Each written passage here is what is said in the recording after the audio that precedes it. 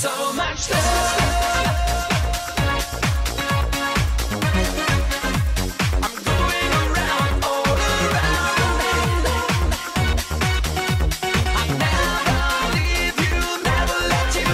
au sommaire de ce nouveau What's In, Gabriella, qui vient du Canada, ainsi que Yara Lapidus, qui assume ses envies d'Orient dans son nouvel EP.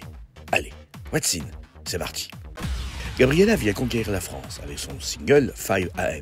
Cette jeune Canadienne a un CV déjà long comme le bras. Auteur, compositeur, interprète, elle maîtrise le violon, le piano et la guitare. Après beaucoup de succès et plusieurs albums au Canada, elle a fait The Voice en France en 2016, signé des génériques de séries télé et même participé à America's Got Talent. De son dernier EP, paru en 2023, le single 5 AM se détache. Découverte de Gabriella dans What's In. Salut, c'est Gabriella et vous regardez What's In.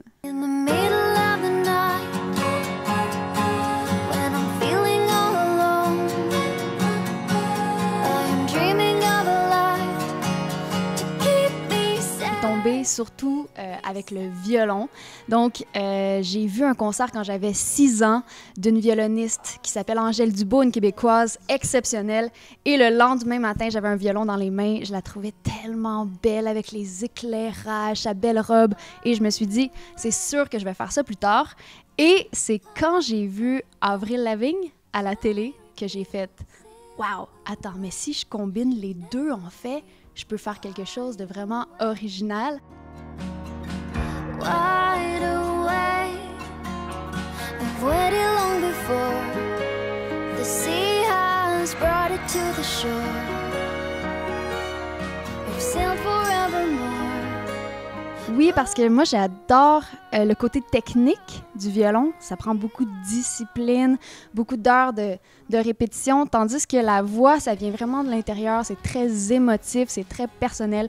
Donc, de combiner les deux, pour moi, ça travaille les deux hémisphères de cerveau.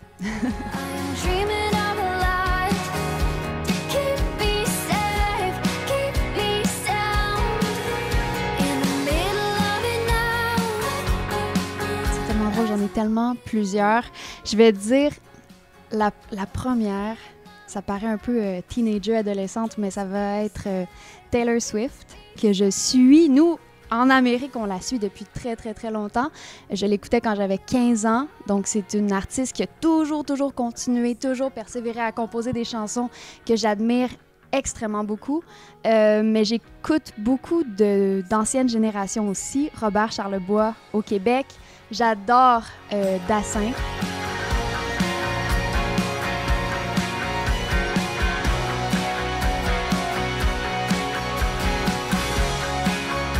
Ben, je pense qu'on adore la France et c'est très... Autant que vous trouvez que nous sommes exotiques, autant que nous, d'arriver en France, on trouve ça extrêmement exotique aussi. C'est un immense bassin de culture. On est très peu nombreux au Québec. On a une belle culture, mais on est très peu nombreux comparé à la France. Donc, moi, je me rappelle la première fois que je suis venue ici, c'était pour faire The Voice. Et j'ai découvert ce merveilleux pays extrêmement riche en culture, en nourriture, en tout ce que vous voudrez, en mots, en verbalité. Et j'ai vraiment adoré. C'est la même langue, mais c'est totalement une autre culture que les Québécois, on adore découvrir.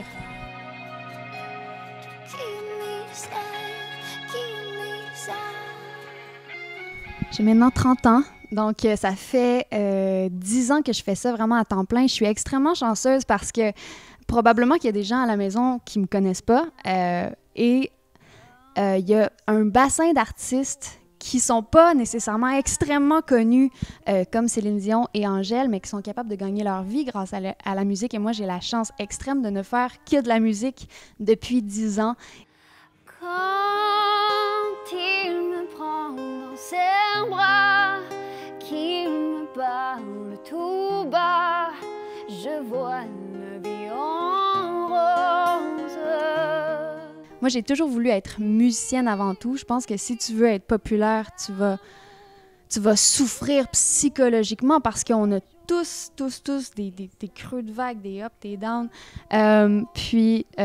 C'est sûr que c'était vraiment extrêmement intense The Voice parce que moi, sans m'en attendre, ça a été, je crois, une des auditions les plus regardées de toute l'histoire de Voice France.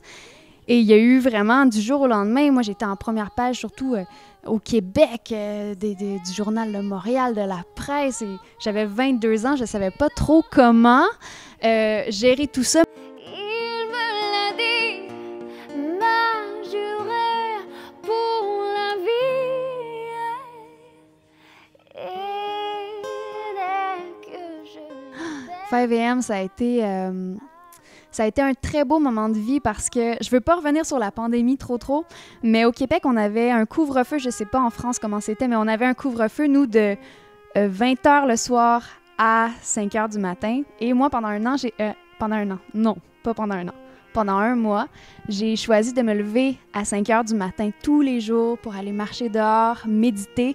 Et j'avais mon studio maison et tous les matins, je prenais mon café et je commençais à composer une chanson qui est devenue plus tard 5 AM. Et pendant un an, j'ai choisi de ne pas être sur les réseaux sociaux et vraiment créer ma petite bulle de méditation un peu ésotérique. Et j'ai vraiment eu un immense bonheur et bien-être intérieur. Et cette chanson-là raconte comment on peut justement créer un bien-être intérieur dans un monde qui peut être parfois très chaotique. In the middle of the night, when I'm feeling all alone, I am dreaming of a light to keep me safe, keep me sound. Il y a un EP. Moi, j'ai sorti déjà 2 albums, un EP, et là, je prépare l'autre EP. Tout simplement parce que je pense j'en avais marre de sortir 12 chansons en 2-3 ans. Et je voulais vraiment plus de constance. Et ça s'applique bien au monde moderne maintenant de sortir des chansons à chaque année. Donc, je préfère vraiment travailler 5-6 chansons par année. Là, de choisir les chansons aussi, parce que j'en ai une dizaine et je dois faire le tri. Et ça a été... En fait, je sais même pas lesquels que je vais choisir. C'est difficile parce qu'en tant qu'artiste, c'est dur d'avoir un recul. On les aime tous. Ce sont nos bébés, nos enfants. Donc, il va falloir que je fasse un choix. But I was already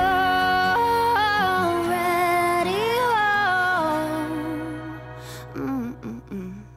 In the middle of the night, when I'm feeling all alone. De plus en plus, j'essaie de penser à la scène parce que pendant un certain moment dans ma vie, je composais une chanson, ce que j'avais envie de composer, et je pensais pas nécessairement à la scène. Et je suis arrivée dans une problématique dans la 2e tournée que j'ai eue en 2019 où j'ai décidé d'être one woman show, faire des loops, faire du piano, faire de la guitare, faire du violon. Et j'avais pas créé les chansons en fonction de ce concert-là, donc ça a été un peu compliqué. Et maintenant, j'essaie vraiment, le prochain single qui va sortir, c'est vraiment composé de violon, qui joue facilement en concert.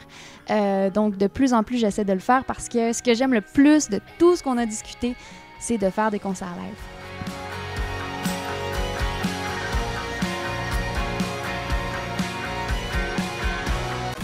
Yara Lapidus est déjà passée dans l'émission, mais pour des projets plus pop.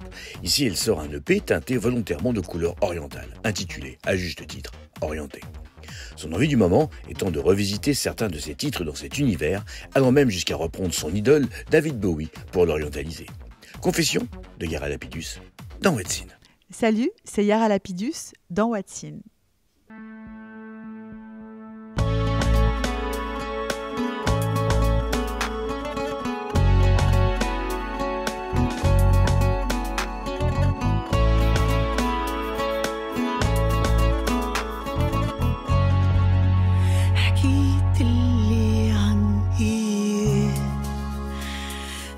Oui, en fait, pas tout à fait. Moi, j'aime bien le double sens de ce mot. Bien sûr, au premier degré, donc il y a le mot oriental en filigrane, orient en filigrane. Mais j'aime bien aussi l'idée de quelqu'un qui sait où il va, de quelqu'un qui connaît sa direction. Donc j'aime bien cette dualité. C'était pendant le confinement, je visitais l'exposition Les Divas, invitée par l'Institut du monde arabe. Et j'ai vraiment eu un choc pour cette période extraordinaire qu'ont été les pays arabes. Il y avait une salle dédiée à Fayrouz, une autre, l'Égypte avec Kulthum, tout ça. Donc je suis sortie de là soufflée par tant de beauté.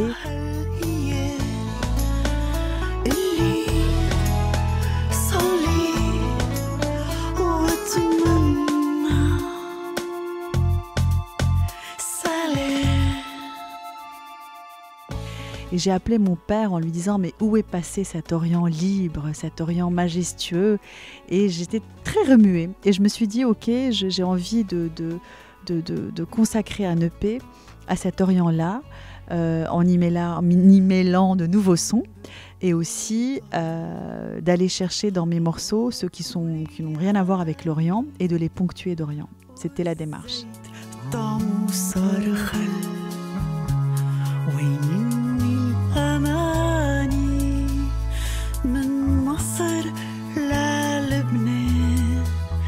The Man Who Sold the World est devenu Ellie. Je l'ai fait main dans la main avec sa bassiste Gail Ann Dorsey. Et c'était une joie de travailler avec elle. Elle a tellement d'humilité et tant de talent. Et c'est vrai que tout le long de l'enregistrement, on se posait mutuellement la question est-ce que David aurait aimé? Mais je pense qu'on est assez rassurés parce qu'elle m'a fait le plus beau des cadeaux. On s'est écrit par mail. Et elle m'envoie le 1er décembre une vidéo d'elle et de David Bowie en train de chanter The Man Who Sold the World dans sa version la plus minimaliste. Donc ça nous a vraiment confortés dans l'idée que nous étions sur un bon chemin, qu'il lui aurait plu en tout cas.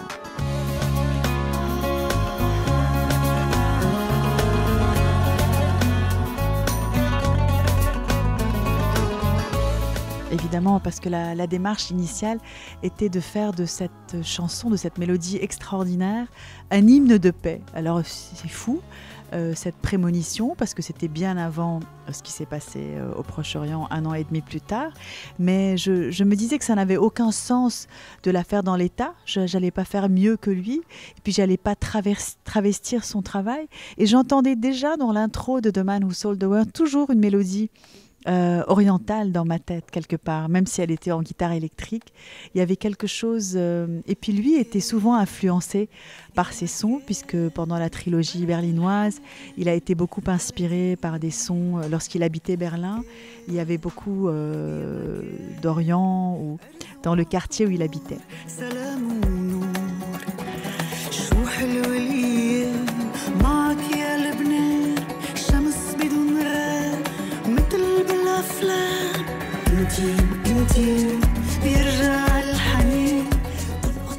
C'est-à-dire que je dirais que c'est toujours une histoire de rencontre. La musique, c'est ça qui est merveilleux. Pour moi, il n'y a jamais de frontières. C'est pour ça que j'ai jamais peur quand on m'a dit, bien sûr, les plus proches, pas mon mari, j'entends, mais les plus proches dans le travail, m'ont dit « Tu n'auras jamais les droits pour David Bowie » et tout ça. Je dis « C'est pas grave, je vais essayer, mais je ne peux pas m'auto-censurer ».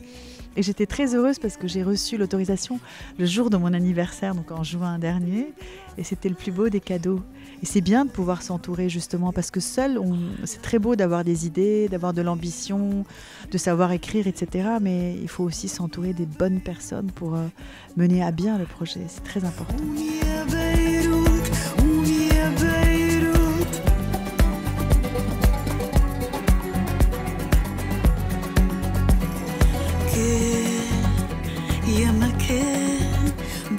C'était trop tôt pour faire un album. Je voulais juste une petite parenthèse d'Orient pour pouvoir prendre un nouveau départ après avec d'autres nouveaux sons.